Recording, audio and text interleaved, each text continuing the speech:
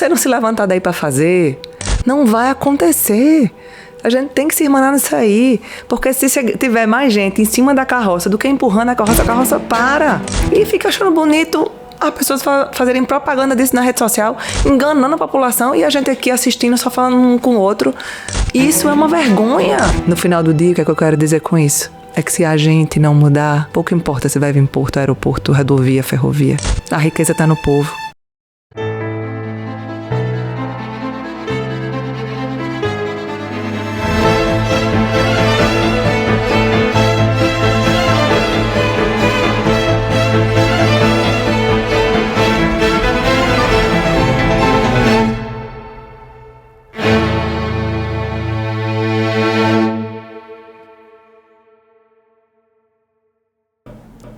Saudações cordiais, estamos aqui em mais um episódio do EJUPcast, o podcast da EJUP, Educação Jurídica, e hoje eu vou me reunir com a minha amiga, e ela é fantástica, eu tenho certeza que vocês vão adorar, Maria Luísa Fontes Sequis. Ela é advogada, vice-presidente da CDL, ela é empreendedora, CEO e founder da Fusion Clinic.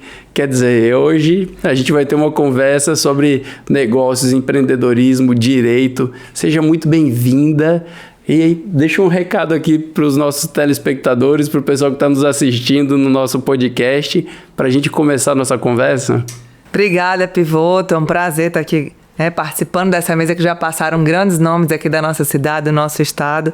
E espero colaborar com abertura de horizontes acerca do direito, né? Não é só papel, não é só burocracia, não são só leis, mas o impacto que tudo isso pode trazer na vida de tanta gente. É isso, Malu. Me conta um pouquinho dessa história.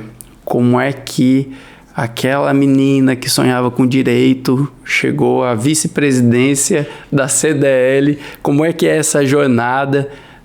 Faz parte aí também de um contexto de empreendedorismo, ecossistema local de inovação do agro, então são múltiplas... São muitas skins, o pessoal diz, você está em que skin hoje? A skin do agro, está na skin da CDL, múltiplas da saúde. Facetas, né? Então vamos lá, vamos começar por essa jornada. Pivoto, faz tempo, né? Eu sempre fui uma menina muito inquieta com as desigualdades sociais, vamos dizer assim, né? Eu passava e via uma criança na rua ou alguém passando, catando lixo, eu inconformada com aquilo, né? Eu acho que isso não é paisagem pra gente. Paisagem é Morro do Careca, paisagem é Forte do Reis Magos. Isso pra mim é uma aberração da sociedade que a gente de alguma forma precisava consertar. Eu não sabia como, ainda muito nova, mas isso nunca foi algo que eu me conformasse. Eu vim de uma família de advogados, né? Meu avô é advogado, dono de cartório, meu pai também se formou. São uma família muito cartesiana, né? Muito conforme. Meu irmão também se formou em Direito. E eu sempre... me experimentei em muitas funções ainda na infância e adolescência, né? Eu vendi bala num condomínio, eu me experimentei em dança, em teatro, em gostar de fazer relacionamentos. E na faculdade de Direito, porque também não quis quebrar essa tradição e gostava da área de humanas, fui líder de sala, fui de DCE, então pude me experimentar enquanto liderança dentro da universidade, que é uma experiência que recomendo para quem ainda está na universidade, né? Não é só, você vai querer assumir um cargo político, não é isso. Eu acho que a gente aprende a ter um olhar mais coletivo, ter responsabilidades, treinar a oratória, que é importante, como a gente vai se comunicar, de que forma a gente se comunica, com a comunicação, né, mais eficaz. Então, muitas coisas eu pude desenvolver de habilidades durante o período da faculdade. E aí, quando eu estava próxima a me formar, estudando já para a OAB, que na minha época a gente podia fazer a OAB antes de se formar, não sei se hoje ainda é assim, eu odiava direito penal. Eu digo, meu Deus, nunca mais eu vou estudar isso na minha vida. Eu vou estudar dessa vez aqui para a OAB e vou passar logo de primeira, porque nunca mais eu quero estudar direito penal na vida. Aí me tranquei. Eu tinha toque assim no Google antes aparecia as páginas do Google, não sei se você lembra, era 1, 2, 3, 10, eram infinitas páginas. E aí eu botava lá, eu estudava pelos resumos, aí Direito Constitucional, aí eu botava lá Direito Constitucional, questões. Aí eu estudava todas as questões, todas, eu só parava quando acabava todas as questões do Google. Então eu era bem obcecada por, determinada. Então eu passei na minha primeira OAB, E então tava no ritmo de estudo bom, até que o noivo da época que eu tinha disse assim: Malu, minha irmã fez um curso no Sebrae. E eu acho que esse curso dava certinho pra você ia adorar fazer esse curso. Eu digo, que curso é? Aí ele fez um curso chamado Empretec. Não sei se você já fez. Mas claro. Eu achei que tivesse sido aprender a empreender. Ainda era não. Já fui pro hype. Já foi direto. Porque eu fiz em 2005 o Aprender a Empreender. Era uma cartilha. Uma cartilha, foi fantástico. Eu sei que a oficina é essa. E aí foi o primeiro curso de empreendedorismo que eu fiz. Eu tava montando minha primeira empresa. Já tinha se formado? Tava no finalzinho da minha primeira graduação e assim, eu também tava focadíssimo em montar minha primeira empresa. Estudei tanto, eu digo que eu sou um professor por acidente, né? Porque eu estudei tanto para montar aquela empresa que abri o concurso e passei em primeiro. Pronto. Olha. Foi assim, são os direcionamentos da vida, né? Mas o empreendedorismo sempre continuou. Ali na sua veia. Sempre. Tem uma história engraçada na faculdade que era sobre um congresso de constitucional que tinha em Recife e eu não tinha dinheiro para ir, não queria pedir dinheiro a meus pais. E uma amiga minha também, idem, né? Aí a gente passou no corredor da universidade, viu esse congresso, nossa, que massa. Ei, vamos falar com alguém da agência para ver se a gente vender 10, a gente ganha a nossa. E aí, a gente foi falar com o cara da agência, e o cara da agência é meio desconfiado, assim, então se você vender 10, eu dou a sua, tipo assim, né? E aí, a gente montou um discurso, né? Um storytelling legal sobre esse congresso, sobre as atrações que tinham Recife e etc. E nós levamos, nessa primeira turma, 7 ônibus. Então, foi quase uma empresa de turismo que a gente montou. Eu me lembro de comprar meu primeiro computador com esse dinheiro. Eu comprei não só o ingresso, mas o computador. No segundo ano, isso virou um negócio. A Destaque, Promoções de Eventos, convidou a gente para fazer o Direito Trip, que era uma organização proveniente dessa, onde a gente coordenava toda a parte social e de conteúdo, e a gente levamos uns 14 ônibus para Recife. Então, assim, eu já ganhei minha primeira grana, assim, ainda na faculdade. Então, é por isso que é importante que eu falo de se experimentar em coisas aleatórias, muitas vezes, porque essa minha experiência no Direito Trip, hoje, me ajuda muito no meu trabalho, na coordenação do agronegócio. E aí depois eu vou explicar por quê. Então por isso que eu fiz esse parêntese aí. Vou até anotar aqui. Anota aí, Direito Trip com agronegócio. Exatamente, para a gente não perder essa oportunidade. Porque eu vejo que vem muito também desse empreendedorismo, né? Dessa veia da de... inquietude, e sabe onde é que eu enxergo? Na liderança. Eu te vejo muito nessa perspectiva de atuação na liderança, principalmente em uma liderança feminina, pautada efetivamente assim, na defesa da atuação da mulher no mercado de trabalho, não em função, não é? Também em função muito da tua presença nesses espaços. Então, realmente é muito interessante enxergar isso. E como é que tu percebe isso? Não é? E isso te motiva em que sentido? Eu acho que foi muito natural na minha parte, né? Eu nunca acordei e disse assim, eu quero esse cargo. Não, nunca aconteceu isso. Eu acho que os espaços estavam vagos, estavam disponíveis para uma cabeça que tivesse, né, boas ideias inovadoras e tivesse coragem de fazer. E coragem, amigo, nunca me faltou.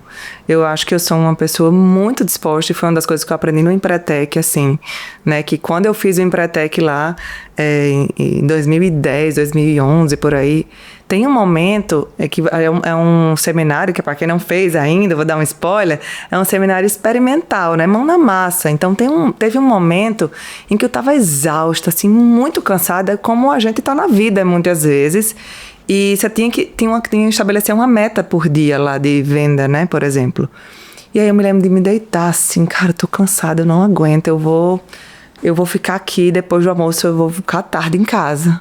E aí parecia que minha cama tinha mola, pivoto. Eu me levantei, na mesma hora que eu me deitei, eu me levantei. Mas se eu não vender, minha empresa não vai bater a meta e eu vou lá vender. Então, vou perder? Vou voltar. Então, sempre muito obstinada, sempre muito focada, né? Sempre muito com a visão mais ampla, não só do dia, não só da meta, mas do contexto.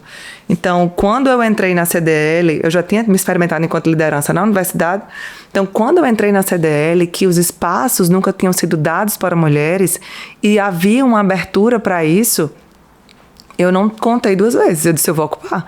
E não vou fazer porque eu sou mulher, eu vou fazer porque eu sou assim e porque eu tenho pautas relevantes, porque eu acredito nesses movimentos de desenvolvimento coletivo feito pela sociedade civil, sem intuito político partidário. Tem interesse político, sim, porque as coisas funcionam através de políticas, e aí é por isso a minha paixão pela política pública, mas eu acredito que ela via a sociedade civil, como a gente está fazendo aqui, né, provocando determinados atores, provocando, estimulando, pensando coletivamente.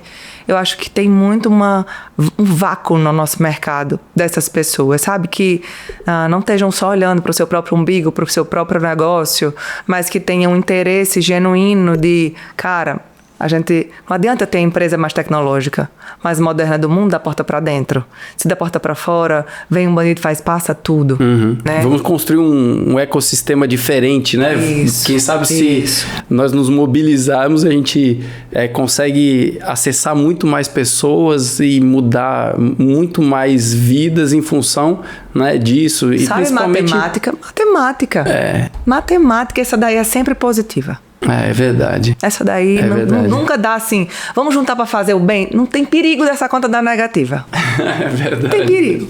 Então, assim, é uma coisa que dá certo e esse é o caminho e a gente já sabe. Mas mobilizar, você sair da inércia da sociedade, isso é custoso pra gente que lidera, sabe? Assim, cara, se você não se levantar daí para fazer, não vai acontecer.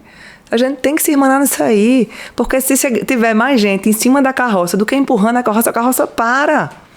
E aí é trazer esse nível de consciência, esse nível de protagonismo para as pessoas. E por isso que eu topei vir para cá. Para você me ajudar com isso. Estamos juntos construindo essa história. Essa que é a verdade. Né? Dentro desse contexto...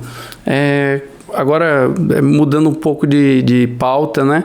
Mas dentro desse contexto, como é que tu enxerga esse pós-pandemia, que a gente teve aí uma mudança com relação a tanto o uso de redes sociais, quanto a própria percepção das pessoas com relação a isso? Infelizmente, amigo, eu tenho 2 percepções, uma como mãe e uma como empresária, né?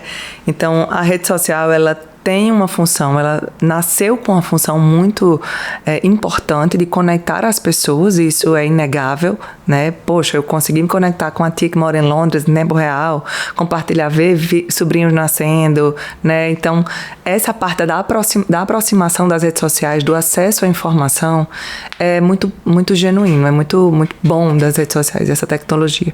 Contudo, nem todo mundo faz as coisas para o bem, né? Nem todo mundo faz as coisas só para o útil, e coloca valores acima, quer dizer, abaixo do financeiro. Então, negociam seus valores. E eu acho que a rede social está passando por esse processo, né? A gente vê pessoas estimulando, por exemplo, o jogo do tigrinho, que a gente sabe que é uma aberração da sociedade, que eu não acredito como a gente está calado em relação a isso. Ver as famílias se endividando. Na Copa saiu de 14% para 34% de endividamento das famílias. E a gente não tem condição de dizer nada. E fica achando bonito as pessoas fazerem propaganda disso na rede social, enganando a população, e a gente aqui assistindo, só falando um com o outro. Isso é uma vergonha. E é uma revolta interna, né? Assim, A gente é muito passivo. Exatamente. Eu acho que nós somos um país muito jovem, imaturos nesse aspecto. Num país sério, isso nunca podia acontecer. É como se eu estivesse vendendo droga para todo mundo a portas abertas. Então, esse é um jogo de azar. É um jogo de azar, inclusive, de muito azar para as famílias que caem nesse golpe, né? Porque ele foi feito para você perder. E as famílias estão perdendo não só dinheiro, estão perdendo vidas, estão perdendo dignidade. E eu sei porque na CDL a gente é o SPC. É o Birô de Crédito. E se não tem crédito, não tem mercado. Se não tem mercado, não tem negócio. Se não tem negócio, não tem emprego. Sinuca de bico. Mas quem é que ganha dinheiro com essas apostas? O governo ganha. O governo ganha, mas todo mundo perde. O resto inteiro perde. Então, essas são pautas muito sérias que a rede social está tratando de uma forma muito irresponsável. no meu ponto de vista. Então, tem um aspecto positivo da gente conseguir escalar os nossos negócios, né, para quem é do bem, mas tem a rede social do mal também, vamos considerar assim. Aí, para quem é pai, né, mãe, é uma preocupação considerável. Lá em casa nós temos essa preocupação também, o controle, né, o acompanhamento do uso das redes sociais, então... mas tem que ser constante, né? Tem que ser constante, mas porque são muitos canais de contato, digamos assim, que é necessário que sejam monitorados. A gente está analisando aqui duas pessoas esclarecidas, como eu e você, que é 20% da população brasileira. E o resto? E os pais que passam o dia trabalhando, e mães que não têm essa possibilidade de controlar, nem sabem mexer, não sabem ler, não sabem entender esse contexto. Como é que a gente está deixando nossas crianças assim? Como se não fosse nossa responsabilidade. Pais e mães que levam para este caminho também. Porque também, vezes, exatamente, é uma expectativa de talvez uma falsa ilusão de mudar de vida, numa esperança que foi plantada nessa falsa possibilidade de mudar de vida, acabam sendo conduzidos por um caminho ainda muito mais difícil, muito mesmo. Né? E é uma pauta que eu acho que cabe a gente trazer sempre que possível, sabe? Porque é um nível de informação que a grande maioria ainda não acordou para isso. Né? Isso interfere no comércio, né? Isso interfere diretamente no consumo, no poder de consumo das pessoas, interfere diretamente no comércio. Com certeza, o dinheiro circula muito menos, né? Assim, a gente vê o setor imobiliário, setor de vestuário, o setor que menos vai sentir talvez seja o da alimentação, porque é necessidade básica. Mas se o supermercado passa a parcelar a feira no cartão de crédito, você vê que a situação já está muito desafiadora. Porque você parcela a feira sabendo que o próximo mês você vai ter que comprar tudo de novo e você vai bolando de neve. E a falta de educação financeira é tão desafiadora pra gente porque a população não sabe dever, Pivuto. Como é assim, Malu? Não sabe dever? Não sabe. Deixa um boleto de consignado ou de qualquer farmácia, de Avon, e bola o cartão de crédito. O cartão de crédito quer juros compostos, juros sobre juros. Então, assim, é o primeiro que você tem que pagar, cartão de crédito.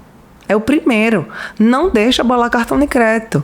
Paga, deixa bolar aí o IPTU, deixa bolar uma conta de água, mas não deixa bolar o cartão de crédito, porque você nunca mais vai sair dele.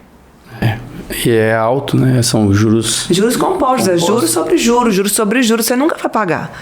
E é feito para isso, né? Aí eu já tô vendo aqui a advogada, mediadora de conflitos aí familiares. Como é que foi essa história de mediação de conflitos? E como que essa habilidade lá do início da carreira te posicionou enquanto liderança? Porque liderar é mediar conflitos, né? Meu pai sempre disse que eu era ruim de rédea, né? E eu sou filha de um advogado, como eu disse, mas também de uma psicóloga. Então, lá na minha casa, sempre teve um ambiente muito aberto para discordar, para entrarmos sempre em um denominador comum. E isso, com certeza, foi muito importante para a minha formação. Então, quando eu estava na faculdade, eu estagiei numa área de família que atendia clientes de base de pirâmide, clientes sem renda, praticamente, né? Era quase uma coisa assistencial. E eu fiz muitas ações nesse sentido. E como o recurso era pouco das famílias e o tempo da gente para lidar com isso e também impactava nos custos do judiciário, eu busquei minha autonomia dentro desse espaço, desse contexto. Era na assessoria jurídica da Assembleia Legislativa. Eu busquei minha autonomia junto dos advogados. Eles me davam meio que carteira branca para eu atuar como advogada, entre aspas. Mas eu coloquei na minha cabeça que eu ia proteger aquelas famílias, num propósito maior. Se eu botasse chegasse a esposa querendo se separar ou pensão, eu fazia a petição e botava pro judiciário. Mas eu chamava o cara, vamos conversar, vamos tentar encontrar um denominador comum e etc. E aí peguei, assim, brigas por coisas tão bestas. Um pai queria dar em gênero porque não queria dar em dinheiro, porque a mãe ia gastar com outras coisas. E coisas assim, a mãe que queria 10% do salário mínimo, porque disseram que era 10% do salário mínimo, só que eu tinha conseguido 20% dos salários e vencimentos dele, e ela, não, mas eu quero 10% do salário mínimo, sendo que 20% era mais. E eles queriam, na verdade, era estar conectado pelo litígio. Então foram muitos aprendizados dentro desse contexto familiar, dentro desse contexto de discórdia, e que, na verdade, no final, não é pelo objeto que está se discordando, né? É por uma falta de comunicação.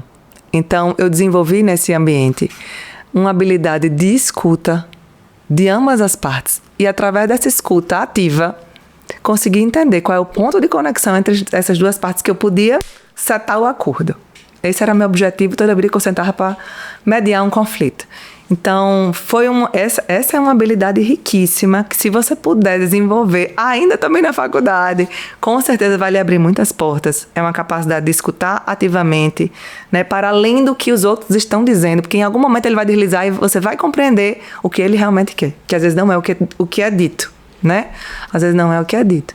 Então, essa habilidade certamente me posicionou em muitos ambientes a escutar mais do que falar, a ser mais assertiva nas minhas palavras e a entender, para além do que é dito, dos atores que estão dentro do jogo, porque tudo é um jogo de interesses. Então, você tem que saber qual é o interesse daquela pessoa naquele momento para poder fazer o gol. Se você não sabe o jogo que você está jogando, provavelmente você não vai ganhar o campeonato. Então, eu sempre busquei entender as regras do jogo para poder jogar bem o jogo. Muito bem. Faz parte dessa jornada, né? E o advogado tem que saber a regra do jogo para poder cumprir a regra, quebrar a regra ou criar uma nova regra. É muito bem. Então...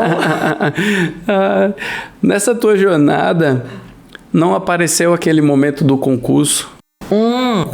Né? Porque geralmente, via de regra, o que acontece é, eu estou fazendo direito, mas eu vou fazer concurso para tal coisa, eu vou fazer concurso para isso. Na minha jornada, quando eu entrei para direito, eu já era professor federal, justamente porque minha primeira graduação foi na área de meio ambiente, né? Depois eu fiz mestrado em engenharia de produção, e eu estava dentro dessa lógica de montar minha empresa, e como eu falei, foi E olha que você foi fora da curva, porque normalmente a mentalidade do professor é linear, assim, né? Conforme o perfil. Você quebrou a lógica aí. A minha lógica é muito fora de lógica, eu digo. É bem fora de lógica, porque eu tenho pé na tecnologia, tenho pé em humanas, tenho pé na biomédica, então assim, eu transitei bem. Biomédica você vai me contar ainda, não conhece? O doutorado foi em desenvolvimento e meio ambiente, que é ali no setor de biociências. Sim. Então foi nessa área bem mais focada em ecologia de comunidades, né? Muito mais nessa linha. Mas a jornada foi assim, eu me tornei um servidor público, né? Justamente em função daquela característica de aprofundamento necessário para empreender. Porque eu acredito que para entregar com muita qualidade é necessário muito conhecimento. Então foi assim, foi estudando muito para montar aquela empresa que eu me tornei professor. E hoje o fato de ser professor me trouxe até a oportunidade de realizar aquele sonho de empreender. Porque naquele momento eu não tinha a maturidade necessária para isso. Um jovem, eu tinha 20 anos de idade, recém-formado, né? Só sonhos. Sem dinheiro, e muitos sonhos. Muitos sonhos, muita vontade de empreender. Olha, tem muita gente que assiste que também se conecta com isso, viu? Então, vontade tem, idade tem. É uma idade muito boa para empreender, porque a gente pode errar muito. Tem tempo para aprender, tem tempo para aprender. A curva de aprendizado também ela é muito considerável, né? Exponencial. Mas dentro desse contexto, voltando para cá, como é que foi essa questão de concurso já? Contei aqui que eu estava no ritmo de estudo, né, para a OAB, e eu podia ter seguido nisso, mas eu sempre soube que eu não queria concurso, porque eu nunca me imaginei fazendo uma única coisa pro resto da vida. Eu adoro essa diversidade de coisas que eu faço, eu acho que isso até me retroalimenta. né? Mas, como você acabou de dizer, eu só tinha um sonho e não tinha dinheiro. E aí, quando eu saí do Empretec, muito motivado para montar meu negócio, pai, tenho certeza que eu quero empreender. Ele, minha filha, que maravilha. Pensei que ele ia me apoiar, né? Mas ele chegou e falou assim, com o dinheiro de quem? Essa ideia de empreender é muito boa, mas me conte, como você vai conseguir esse dinheiro? Então, ele me recomendou voltar para meus quartos de estudos, passar num concurso e aí sim eu podia empreender no que eu quisesse com o meu dinheiro. Pois bem, fiquei muito, frustrada naquele momento. Voltei para o meu quarto de estudos, me lembro até hoje, porque eu estava lá, direito administrativo, tentando acabar com o meu livro de direito administrativo todo. E aí recebi um e-mail do próprio Sebrae, né? E o e-mail dizia assim: Maria Luísa, parabéns pela finalização do Empretec. O nosso time se reuniu após a conclusão do curso e o seu perfil foi identificado como um potencial facilitador da metodologia. Se você tem interesse em ser nossa trainee, por favor, responda a mensagem. Aí eu disse, como assim? Se fosse hoje era golpe, né? Eu não me inscrevi pra nada. Né? Mas eu fui muito dedicada, né? Então eu acho que quando a gente faz as coisas com dedicação, com paixão, volta mesmo sem intenção. E aí eles me ligaram na sequência. E aí eu pude perguntar o que era esse trainee, eu não sabia nada. Malu, a gente abre, não é um edital, mas a gente abre algumas vagas para aquelas pessoas que a gente acha que tem potencial. E aí, você topa? Eu digo, tá aqui quem topou, recebe quanto? Aí ele falou, recebe X. Eu, nossa, isso tudo? Aí ele, isso tudo. Por uma semana de trabalho, eu tô dentro. Então, abri meu primeiro CNPJ, porque lá eles contratavam CNPJ. Então, abri minha primeira empresa em 2011 para prestar esse serviço de aprender e ainda receber dinheiro, porque o trainee, ele aprende, ele está em formação, né? E aí o Empretec é um material todo feito pelas Nações Unidas, desenvolvido por um psicólogo americano formado em Harvard, chamado David McClelland, que estudou empreendedores de sucesso no mundo inteiro e criou um padrão de comportamento. Então, meu filho, eu entendi todos esses perfis, esses padrões comportamentais, devorei essa metodologia, mas eu não tinha experiência. Pivoto. Eu era recém-formada, como eu disse, meu pai tinha um pequeno escritório, né? Ele era funcionário público e tinha um escritório, né, boutique. E eu não tinha muitos funcionários, não tinha muita gestão, não fazia nada, na verdade. Eu só conseguia meus clientes e fazia ali para ele assinar, mas não tinha experiência de gestão. Fora da universidade, de levar o pessoal para Recife da excursão, fora a liderança de sala, eu não tinha experiência empresarial para confrontar o empresário, né? E aí eu recebi muito feedback negativo nesse dia, nesse processo, dessa falta de experiência. Eu falei, cara, eu preciso mitigar esse desafio que eu tenho. Esse gap, né, de tempo, que eu não vou ter tempo de ter uma grande empresa agora para viver essa experiência, eu preciso entrar numa grande empresa para entender como funciona uma grande empresa para eu poder confrontar o empresário. Dizer como ele precisa evoluir, porque aquele setor dele está ultrapassado, que ele precisa inovar, bababá. E aí eu fiz um processo seletivo para um outro trainee, que foi para uma grande empresa nacional, que já tinha aberto capital, que era a Ali Distribuidora de Combustíveis. Então eu fiz um processo seletivo, concorri com mais de 6 mil pessoas do Brasil todo.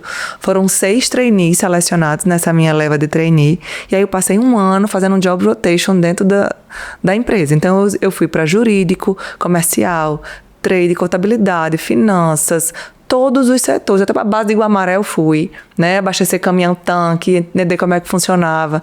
Então, isso começou a me dar o quê? Repertório. Saí da Ali, fui ter uma experiência internacional de intercâmbio, que era uma coisa que eu sentia também muita falta disso. Então, eu pude, com as minhas verbas rescisórias, realizar esse último sonho, porque eu dizia à minha mãe que depois eu ia casar.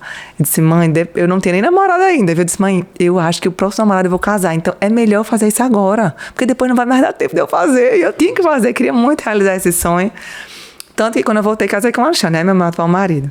Você vê como as coisas acontecem quando a gente mentaliza elas, né? É verdade. Paulo de Paula passou por aqui, já deu uma aula. Sobre isso. Inclusive, vou convidar para assistirem o episódio com o professor Paulo de Paula, onde ele fala sobre isso. Não só sobre mentalizar, mas sobre fluxo de energia, efetivamente. Eu acredito sobre muito nisso. Conseguir se conectar com um futuro que parece brincadeira, parece imaginação, mas na verdade a gente já está entendendo que aquele ali é um objetivo futuro e a gente vai trilhar o caminho até atingir aquele objetivo. Isso é muito real. Pois é isso. Nunca mais, depois que eu abri meu CNPJ, esse negócio de concurso pegou.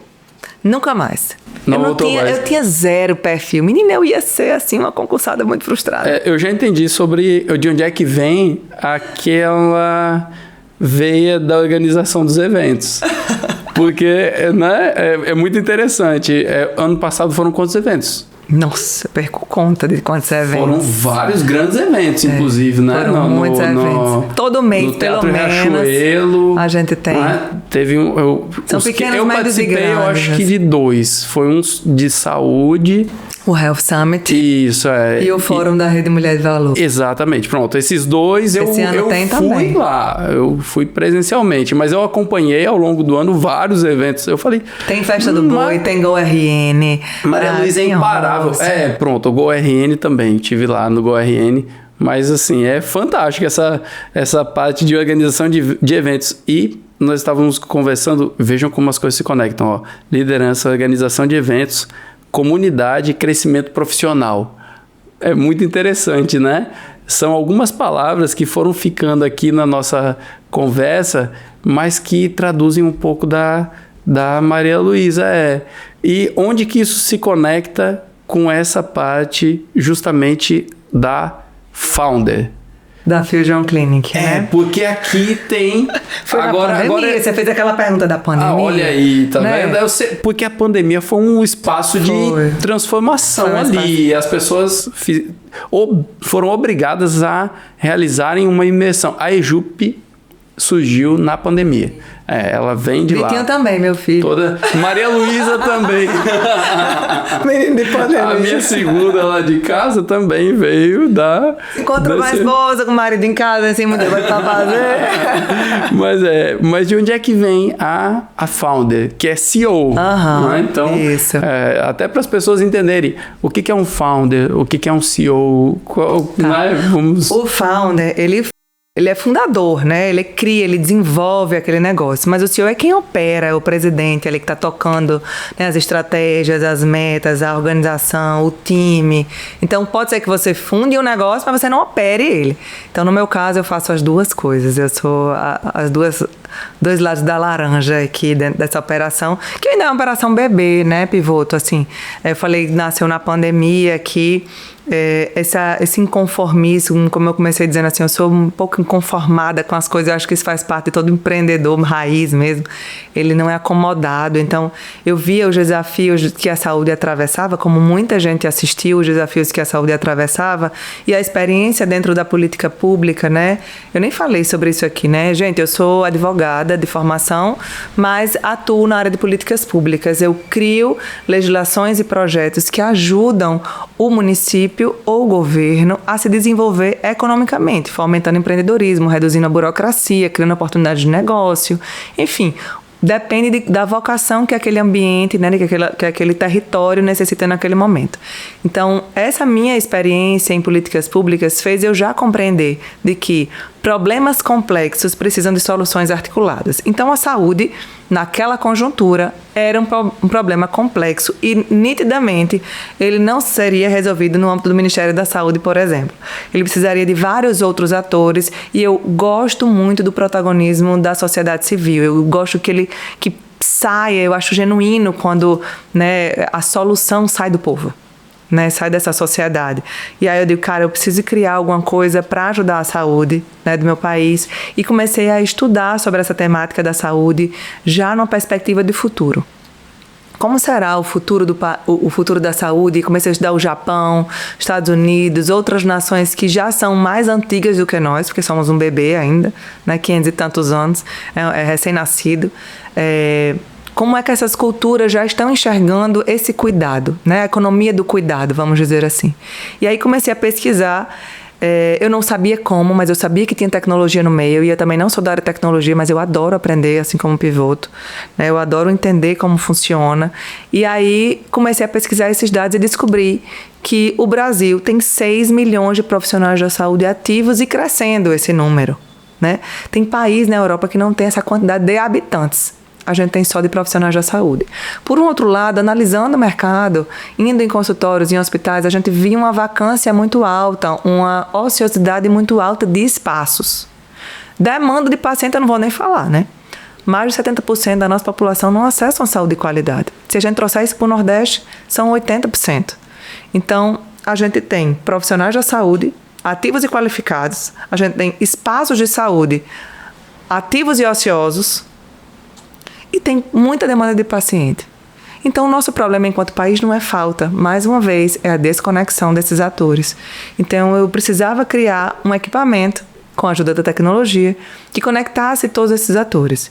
E eu comecei por conectar profissionais com espaços. Então, criei a Fusion Clinic, que é um marketplace de consultórios, onde a gente conecta espaços de saúde ociosos com profissionais, uma espécie de Airbnb. E, futuramente, no meu módulo 2, eu acoplo o paciente. Mas, a princípio, é essa plataforma que conecta essas duas pontas. E aí, com esse processo de amadurecimento desse marketplace, a gente viu que o profissional da saúde, muito parecido com o profissional que você está fazendo aqui de direito, ele não se enxerga enquanto empreendedor. Então, se eu não me enxergo enquanto empreendedor, eu não me capacito enquanto empreendedor, eu não busco crédito enquanto empreendedor, eu não faço relacionamento enquanto empreendedor. Então, termina que o crescimento dele é muito limitado profissionalmente. Por isso que tem muita gente fazendo transição de carreira. Muito advogado virando Uber, muita enfermeira virando cabeleireira, porque não sabe alavancar na sua pista de crescimento profissional. E aí a Fusion acoplou essa lógica de trazer esse crescimento profissional para os profissionais da saúde. A exemplo de gestão de agenda, financeira, entendendo a parte de burocracia, de legalização, que ele precisa estar com as suas licenças de vigilância sanitária, independente se o espaço tem, todo profissional que atua em consultório tem que ter. Então, a gente começou a entender que, para se profissionalizar, ele precisava de uma régua de produtos e serviços para, minimamente, alicerçar o seu crescimento profissional. Ajustar uma foto que, às vezes, era uma foto de óculos escuros, uma foto de biquíni, uma foto de um... Como é o nome daqueles bonequinhos? Avatar, que não passa seriedade profissional. Então, com a nossa experiência de mercado, olhando para a saúde, a gente conseguiria nitidamente tirar o profissional e os espaços de um T0, de uma desconexão completa, uma ociosidade, uma falta de crescimento, para um platô 1, depois para um platô 2, depois para um platô 3. Então, a Fusion ela se transforma hoje nesse produto de crescimento do profissional e dos espaços. E eu acho que isso era o que faltava no mercado. Um hub de conexão, né, de desenvolvimento profissional. Isso tem tudo a ver com o que eu já fiz a vida toda, né? Perfeito. E traduz muito esse compromisso, né, esse propósito de atuação. É muito legal enxergar isso. É interessante ver, porque existem conexões também com a EJUP. É interessante ver, porque a nossa lógica, eu estava dizendo, né? Crescimento profissional. E o nosso tripé aqui de formação, ele está muito relacionado com isso. Tem a base jurídica efetiva, que é um núcleo mais duro, que eu diria assim, do direito mesmo. Mas nós temos outros dois pontos de apoio muito importantes, que um deles é negócios e inovação, e o outro é o desenvolvimento de soft skills, né? Ou power skills, como o pessoal denomina, né? Porque de soft não tem nada, né? São realmente ferramentas de atuação, como oratória, né? Networking, criação de relacionamento, própria postura profissional, como se posicionar diante de... São múltiplos cenários. E são muitas barreiras a vencer, né, Pivoto? Assim, a gente olha pro profissional e diz, cara, você tem tanto potencial. Mas para tirar esse profissional do T0 dele, da inércia dele, para ele dar o primeiro passo, nossa senhora, para ele, ok, ele vai lá, estuda, entende tudo que tem para fazer. É que nem você vai no nutricionista, ela passa a dieta, você sabe bem direitinho a dieta que você vai cumprir. Mas até você fazer essa dieta bem direitinho para poder ter resultado, aí já é um segundo momento, né? Que vai num momento de maturidade mesmo daquele profissional. E da vontade dele mesmo de crescer. Porque é muito mais fácil reclamar, né? É muito mais cômodo dizer que a culpa é do governo, a culpa do mercado tá difícil. Cara, como é que a pessoa vai te achar se você não tem nenhum canal de comunicação? Só na indicação é muito importante na área da saúde propriamente, né? A indicação Mas ela tem que construir a reputação. E eu acho que é um pouco disso que você está fazendo aqui, né? Gerando reputação do profissional para poder ser encontrado. E a construção de ecossistemas. É muito interessante porque o que é construir um ecossistema? É unir pontas distintas para que elas trabalhem em conjunto e se fortaleçam e entreguem um produto diferenciado para a sociedade. Então, essa lógica de construção é justamente o que nós estamos fazendo aqui dentro da área jurídica. E tem sido, assim, uma jornada fantástica, porque é transformadora. Eu confesso que é um pouco cansativo às vezes, mas tudo que demanda muito esforço também gera uma entrega muito considerável, né? Então é justamente isso, né? Todo esse brilho que a gente enxerga nisso que está sendo feito, também, obviamente, que vai demandar que você tem a sensação, às vezes, se faça um mergulho nisso com coragem e determinação. Você, assim, tão visionário, você enxerga, você, Malu, eu enxergo lá na frente, eu já tenho um plano disso aqui, isso aqui, isso aqui. Você, às vezes, acha que só você está vendo? Você tem essa sensação? O tempo todo. Mas eu encontrei uns outros malucos aqui que eles também veem, então ficou mais fácil a jornada. Meu Deus, como é que ninguém tá vendo isso aqui? Não, mas a gente fala aqui. Tem uns aqui que dizem, cara, o pessoal aqui é muito aloprado. É um negócio assim, fora do normal. Não tem nenhum que ache que não vai dar certo. Óbvio, todo mundo vai até o limite do risco e a gente vai tangibilizando o risco. Existe, né, a possibilidade de não dar certo, mas sempre que um duvida, os outros apoiam. Legal, então não tem como parar, entendeu? Legal. É imparável o negócio, porque a gente acaba encontrando um caminho. É muito assim, eu acho que é como a água. A água, ela não vai... Ela vai percorrendo o seu caminho, mesmo que não seja o caminho mais fácil, mas ela vai encontrando um caminho e se moldando até chegar no objetivo. A gente vai assim. Eu digo muito lá na empresa, assim, é muito fácil olhar para essa parede, né? Você agora derrube ela. Derrube todas as paredes que estarem na sua frente. E aí você vai aprendendo a achar soluções. Não tem parede. Eu digo aqui, não tem parede, eu não vejo nenhuma parede. Se trouxer um desafio, já traga a solução. Não existe parede. Sempre tem uma saída. E aí é uma cultura que a gente cria dessa forma, né? E aí, isso eu faço... Eles riem quando eu faço isso, porque no começo, nem todo mundo nasce com essa possibilidade de não ter paredes, né? Por exemplo, eu contratei agora um ASG. E ele teve essa educação de não incomodar, de fazer só o que mandam. Ele teve essa formação, até por medo, por receio de perder, por receio de ultrapassar determinados limites. E lá, eu crio junto com ele essa cultura de... Eu pedi para você servir cafezinho. O como você vai servir cafezinho, você vai criar. Se você vai servir cafezinho na bandeja, se você já vai deixar o cafezinho lá e vai botar um recadinho, se você vai surpreender e criar um cappuccino novo, você tem a possibilidade aqui de criar. E também você vai errar por isso. Ele fez, eu posso errar, eu pago. Ele quebrou, foi limpar ali primeira semana, dá um azar, né? Quebrou uma mesa de vidro. Ele, doutora, pode me passar o valor, vou cotar e vou pagar, pode descontar do meu salário. Nem tinha recebido o salário ainda. Eu fiz, aqui os erros podem acontecer. Eles só não podem ser recorrentes. Então, você criar uma cultura de possibilidade de erro e não penalização é o alicerce de todo negócio inovador. Então, se na sua empresa você não permite que seus colaboradores, né, que sua equipe vacile, erre, já é o primeiro ponto para ser um negócio tradicional estagnado. Então, essa mentalidade de possibilidade de errar é condição sine qua non para que os negócios de inovação, como os nossos, alavanquem. É a capacidade de aceitar a mudança. Aceitar a mudança enquanto critério de jogo, porque a vida muda. Isso, exatamente. A gente não pode ficar preso a algo que é mentalmente seguro. Por quê? Porque o jogo muda, a vida muda, é um fluxo. Se a gente entende isso enquanto fluxo, as conexões do fluxo vão gerar novas possibilidades que vão te exigir coragem para mudança. Então, se não tiver a coragem para mudança, o fluxo ele para de acontecer. E quando o fluxo para de acontecer, eu digo que é morte em vida, porque a pessoa para de acreditar que o que vem pela frente pode ser ainda melhor do que o que ela está fazendo. Então, para que fazer?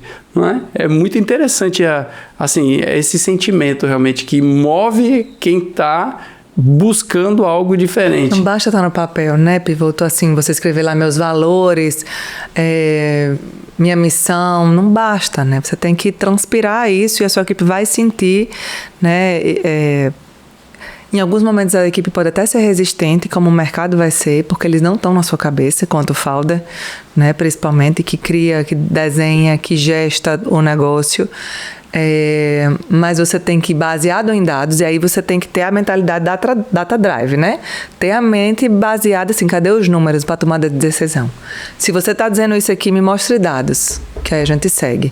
Então, eu acho que essas mentalidades novas, mais modernas, que eu estou tentando levar para a CDL, que eu já faço na Fusion, até por ser menor, até por já ser uma startup, até por ser da área de tecnologia, a gente já consegue fazer isso de uma forma mais natural, mas em empresas mais tradicionais, leva-se um pouco mais de energia, né? E aqui a gente só tem muitas empresas tradicionais na nossa cidade, o que nos dá uma responsabilidade enquanto líderes de promover mais encontros assim inspiradores, e que existem outros modelos de negócios possíveis dentro da economia. São brechas de oportunidade. São, né? Brechas de oportunidade. Tem um pessoal muito bom aí também esperando, né, por isso. E aí vem a lógica da criação dos ecossistemas locais de inovação. Isso aí. Só que agro... Desde novinha. Ano passado, tu me convidou para dar uma palestra sobre inovação e ESG no agro. A gente tava na CDL, eu disse, você fala disso? Lá não foi, não. Será que o povo sabe o que é CDL, hein? Porque é tão comum pra mim. Não, a gente às vezes eu fico achando que as pessoas... Vamos esclarecer o que é CDL, mas depois eu quero saber de onde é que vem esse agro. Esse agro, tá bom, vamos lá. Gente, a CDL significa a Câmara de Dirigentes Lojistas. Nós somos uma associação de representação empresarial. Ela é um sistema, ela tem o sistema CNDL nacional, que é acoplado ao SPC Serasa, né? SPC Serasa, de Biro de Crédito, de analisar risco, scores, devedor e etc. E a gente tem o nível estadual e tem o nível do município. Então, eu sou vice-presidente do nível municipal de Natal, né?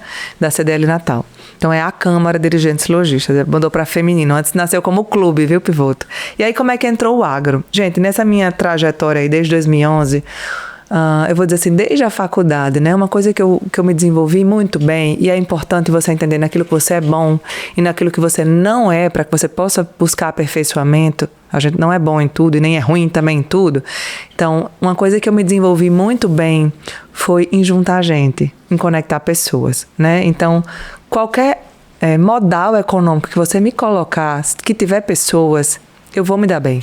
Porque eu entendo de gente, gosto de gente e consigo conectar, porque eu consigo escutar ativamente os níveis de interesse e aproximar as pontas para que esse nível de interesse dê sinergia. Que o que é sinergia?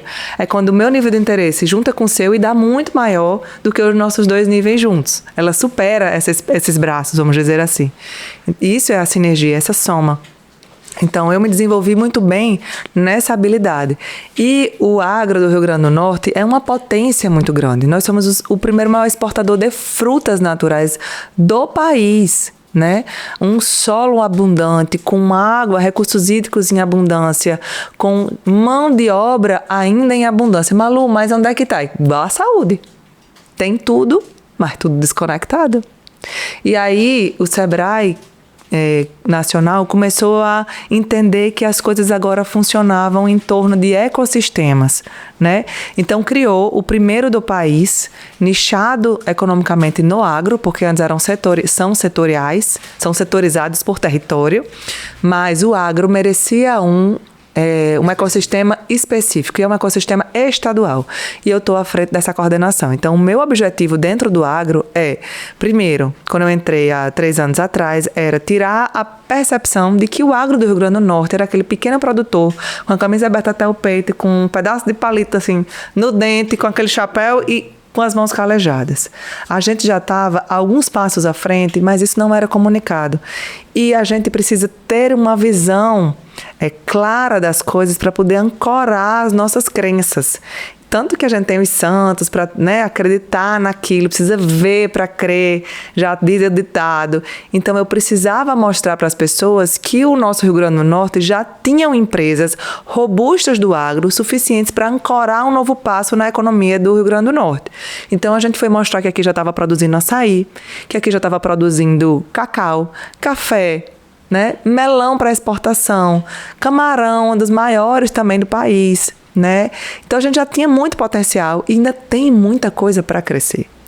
E a nossa agroindústria também precisa acreditar que o beneficiamento é o processo cíclico aqui da nossa produção, né? A gente produz, mas normalmente quem produz não empreende, ele só produz, e a gente tem um trabalho de fomentar comportamentos empreendedores nesse homem do campo para que ele se conecte com o mercado, não só entenda de manejo de terra, por exemplo, ou de animais, mas que ele agora olhe para o produto, para a vocação da terra dele, mas antes dê um pulinho lá no mercado para entender o que o consumidor está querendo, como ele quer receber, que produtos ele quer acessar, quem é que não acessa, quanto paga, ele começa a pensar nisso, porque aí ele vai poder fazer uma escolha muito mais assertiva do que ele vai produzir lá na ponta. Então a gente começa a trazer uma outra lógica, né? Eu vou participar até de um evento de consultores de campo do Senar, lá junto do PDR, que é o Instituto do Senar, né, de Desenvolvimento, para abrir os olhos para esses consultores levarem o mundo dos negócios para os produtores, porque eles são parte da roda econômica do agro, né? Então, eu produzo, eu tenho uma indústria que beneficia, a Roberta estava aqui para falar isso, e depois eu tenho um comércio da CDL que vende, e depois na ponta eu tenho um consumidor, mas é um ciclo do negócio. E se eu não trato qualquer uma dessas partes bem, quebra o ciclo, que é o que acontece aqui. Eu não conecto, eu quebro o ciclo e aí eu fico sempre um produtor pequeno, subjugado, sem acesso à capacitação, sem acesso a crédito, que acha que o agro não vai para frente, que não tem futuro, que Deus me livre, meus filhos seguiriam essa profissão. Então, eu vejo muita oportunidade e eu quero que as pessoas enxerguem essa mesma oportunidade que eu já enxergo. É fantástico, Malu. E como existe realmente oportunidade? A tua fala foi passando e eu fui conectando vários cases aqui na minha cabeça, mas um que me chama muita atenção foi um da Aquacoco com Alfredo Soares. Tá no hype a Aquacoco. Quando Alfredo, porque Alfredo ele é um cara diferenciado. Ele enxerga o mercado e ele consegue também fazer essas conexões rapidamente. E Alfredo conectou 3 coisas interessantes. Foi o quê? Foi a água de coco, ao surf e ao ecossistema relacionado ao surf.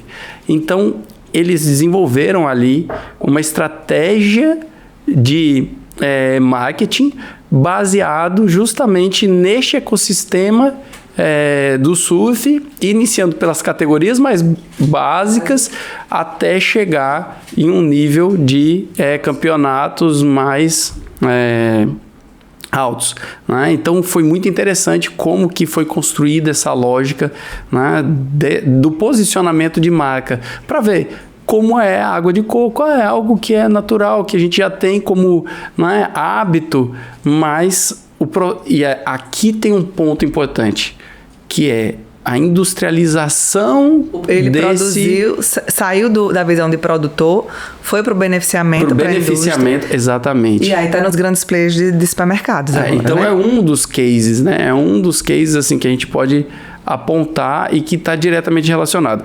Um segundo ponto que eu acredito que cabe muito a gente ressaltar é a oportunidade, o lapso temporal que esse estado está tendo agora. Eu nunca vi nada parecido, e olha que eu moro há 20 anos aqui, mas este recorte temporal do estado é fantástico. Por quê? Porque a gente está unindo energia, que é algo que sempre o ser humano buscou, com sustentabilidade energética, né? Exatamente, com capacidade de mão de obra, tá? Ociosa, em vários casos, e a oportunidade efetiva de desenvolver a indústria e com base na mineração. Então a mineração volta novamente ao cenário do Rio Grande do Norte, tá? Com empresas na área de, principalmente, ferro e ouro. E dentro desse contexto, a gente ainda tem uma característica muito importante que são tanto o Porto de Natal ganhando agora a possibilidade de exportação de boi vivo e um Porto Ilha que vai se desenvolver ali em Areia Branca com grandes investimentos. Eu nunca vi um cenário assim antes. Imagina o agro sendo também impulsionado e plugando em todo esse ecossistema, grande ecossistema de investimentos. Então o Estado tem hoje a possibilidade realmente, o Rio Grande do Norte, de se destacar nacionalmente. A gente tem tudo, Pivoto. Falta uma coisa muito importante. Eu vim agora de Singapura, faz um mês mais ou menos, e Singapura há 60 anos atrás era um pântano, não tinha água potável, para você ter ideia. Não produz nada, nada absolutamente. Mas tinha um grande líder, honesto, visionário, que acreditou, que mobilizou, que a gente é um país de terceiro mundo, mas vai se comportar como um país de primeiro mundo. Então, a primeira coisa, a gente vai educar as pessoas. E tudo aqui vai ter que funcionar nos nossos modos de terceiro como de primeiro. Então, as pessoas têm que ser muito bem educadas. A cidade tem que estar muito limpa, né? E as leis têm que ser muito seguras. E assim ele conseguiu trazer grandes investimentos, mesmo não tendo produzido nada. Eles importavam até água de beber. Lá, eles tinham 4% da área de vegetação, hoje eles têm 40% da área de vegetação coberta, né? São 6 milhões de habitantes lá, em um raio de 50 quilômetros. Então, assim, é uma cidade de Santa Cruz, né, super populosa, extremamente organizada, não tem um papel no chão. Eu não vi nem gari, para dizer a verdade, porque a pessoa não suja. De noite passa um carro ali limpando as ruas. As pessoas civilizadíssimas, educadíssimas, pensamento coletivo. Base sociológica, filosófica, Confúcio. O coletivo fortalece o indivíduo, protege o indivíduo, né? E aí muda completamente o jogo. Hoje é a quarta maior potência. Há 60 anos atrás era um pântano. Se a gente pega nossas fotos do nosso estado, há 60 anos atrás era muito próxima do que a gente é hoje. Talvez Ponta Negra um pouco mais de vegetação, mas no geral mais alguns prédios, mas no geral pouca coisa muda. No final do dia, o que é que eu quero dizer com isso? É que se a gente não mudar, pouco importa se vai vir porto, aeroporto, rodovia, ferrovia. A riqueza está no povo, e o povo precisa entender isso e se apropriar dela. Né? Eu acho que os nossos governantes pecam quando não sabem jogar o jogo bem jogado, porque não entendem essas regras. E queria muito, minha vontade era levar uma comitiva daqui. Aqui eu tenho que tirar o chapéu pro Sebrae, porque o feito potiguar, para mim, é um feito. Porque resgata... O que seria do Brasil se o Sebrae? Maria? Olha, o feito potiguar é um selo que confere ali uma legitimidade de orgulho. Sim. Então é muito fantástico, é muito mais do que um selo. Não é uma certificação, é realmente um feito. Então é muito interessante isso.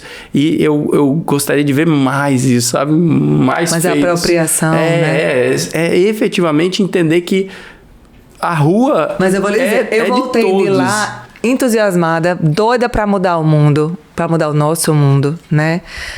Falei com o presidente da CDL, vamos convocar uma reunião com o prefeito, chamei Arthur, precisamos sentar aqui, várias iniciativas que eles fizeram. Malu, você quer transformar Natal em Singapura? Eu queria, mas não dá, vamos começar pelas pequenas coisas, né? E eles têm políticas muito simples, muito claras do que é possível, do que não é possível. E a gente pode, não é replicar, mas é adaptar à nossa realidade coisas muito simples que dá para fazer. E quem sabe daqui a 60 anos a gente realmente vai ter uma cidade diferente. Porque é isso que eu espero. Essas coisas entregam muito, né?